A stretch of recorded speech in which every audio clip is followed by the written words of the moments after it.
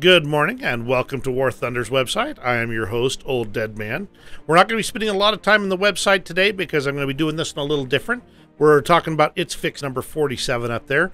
And this starts off with a couple of updates for the Battle for Arachis event that you might be interested in knowing about. So let's go ahead and get into it. Now, for those that are still playing the Children of Arachis event, they've actually added the ability to earn some silver lions for various actions. Now, it's a small amount since you're not paying the repair costs on these vehicles.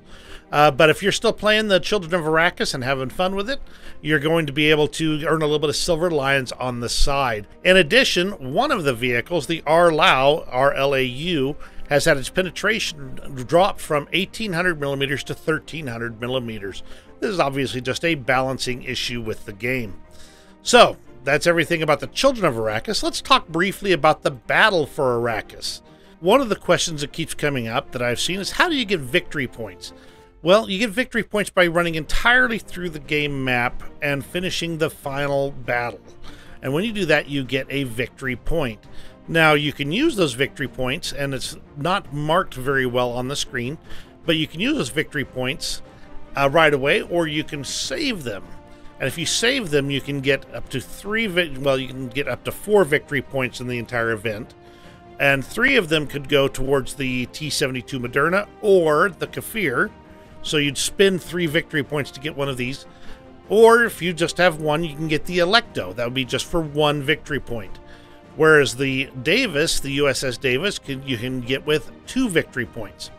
So in most people's cases, you're either going to get the Electo and the Davis, or you're going to get one of the top prizes. Now, if you grind out the entire event and get 4 victory points, again, that's about going through the entire process, fighting all the little battles that are just basically assembling and crafting battles, and get through the last one, it gets you a victory point. This is actually a lot simpler than a lot of the crafting events in the past. In that you don't have to spend a bunch of times crafting a plan that you then make a bunch of to get this, and then you do that step and you get this, and you finally end up with a coupon for your selected vehicle, and then you trade the coupons around. So this is actually a lot simpler. I like it. Once you get enough victory points for your desired vehicle, you just go ahead and order it right on up, and you can get your vehicle that way. So that's all the scoop on the victory points that you need to have at least immediately. Now let's move on with the rest of It's Fix number 47. Now usually when they're doing these It's Fix, they have a really cute and fun write-up, and it's got a little bit of humor and tongue-in-cheek bits going on. Not so much this time. So rather than going through the actual It's Fixed itself, I'm going to go through the associated dev blog, which will hit on all the exact same things, with the exception of one. I didn't see it in the changelog, and that is that they said they removed trees from the runway on the Italy map. So that'll be a nice change so that we aren't trying to dodge branches on the way off. So moving on, the Zachlam Tiger, they had a problem with the missiles disappearing, and I believe it was in mid-flight. So they fixed that up, and so this thing can be at least vaguely effective again.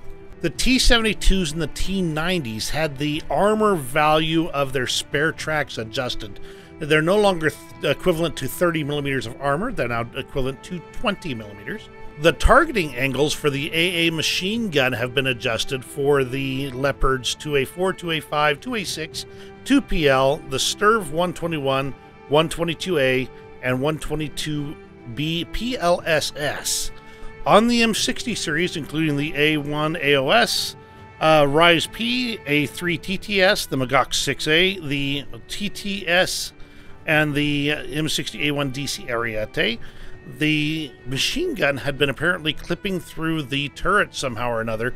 They've fixed that up so that puppy cannot clip through anymore. Now, if they just fix this graphical bug I keep bumping into on my client, I'd really appreciate that too. On the M3 Bradley, the localization on the TOW ATGM has been repaired. I believe that's just how the text of the game in different languages was being taken care of on this TOW. So they've fixed that all up. It should be consistent now. Now, once again, I do apologize for the graphical bug I'm bumping into today, but I wanted to show you this for sure. The pivot on the M4 Sherman has been improved, and if you've played the Sherman a lot, you'll know that this is a lot better than it used to be. So they've done that improvement as well, and that's an exciting change because it gets really tired to have that thing get all herky-jerky in the middle of trying to do a little pivot. The Etendard IVM is getting a ballistic calculator for its rockets. Always useful, especially at these upper tiers. So look forward to that little change right there. Now, the next three are not game-changing, so I'm just going to quickly breeze over those. The Saab A32A had an incorrect naming of the modification of the bombs. The AB205A1 had an animation issue with the minigun. And the AH-1G also had an animation issue with its gun as well. Those have been fixed. Now, this one might be an important change. The Saab AJ-37 and JA-37 both were missing some engine thrust, or at least it was incorrect. So they've fixed that up, and so your speed and your engine thrust are now fixed on the AJ-37. Check that one out and let me know what you think about it. And over in Frenchland, the Matra R530 and 530E have had their max range adjusted, so check that one out. And a little tiny bug in Russian Naval. If you're running the specifically 4536 NU torpedoes, they were saying you're paying too much for them, so they've fixed that up as well. And finally, we have several miscellaneous fixes here. One of them is really important to see if you play ground RB, and that is the parameters and AA guns of the helipads have been adjusted. Now, the way they're phrasing this really gives me concern, but I'll run it through for you so you can kind of get the idea. The number of the AA guns has been reduced from 4 to 2, and the AA guns now fire only warning shots dealing no damage. The fire range has been reduced from 3,500 to 3,000 meters. Now, this is important because a lot of those are tremendously close to the battlefield. So you'll be right over the middle of the battlefield, and you'll be lit up by a forward AA emplacement at the blasted helipads. They've reduced that range, and they've said it now fires only warning shots.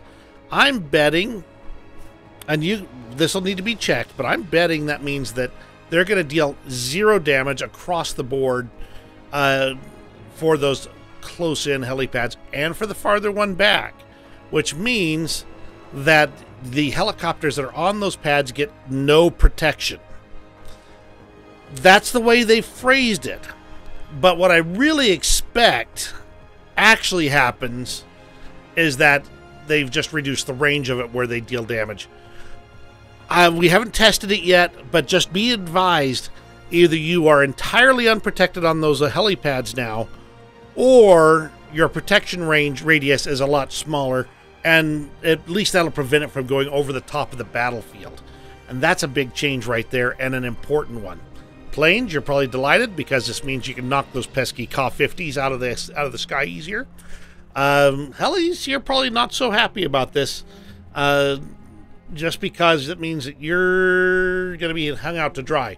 Now, on a lot of helis, that's not an issue, like the Ka-50s, because they've got their own defensive armaments that can really take care of those enemy airplanes. But for some of the low-tier stuff, you're on your own. And one more important helicopter fix. There was a bug going around where you'd get a target in your sights and it would disappear.